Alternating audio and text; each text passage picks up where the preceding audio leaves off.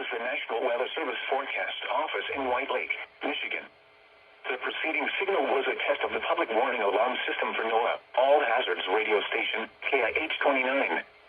During potentially dangerous weather situations, specially built receivers can be automatically activated by the signal to warn of the impending hazard. Tests of the signal and receiver's performance are normally conducted each Wednesday between the hours of 11 a.m. and 1 p.m. If there is a threat of severe weather, the test will be postponed to the next available good weather day. Reception of this broadcast, and especially the warning alarm, will vary at any given location.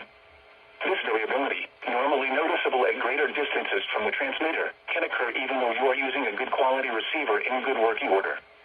To provide the most consistent and dependable warning service possible, the warning alarm will be activated for watches and warnings affecting only the following southeast lower Michigan counties: Genesee, Saginaw, Shiawassee, Lapeer, Tuscola, Bay, Midland, Livingston, Oakland, and Huron. This concludes the test of NOAA weather radio station KIH-29. We now return to the normal broadcast.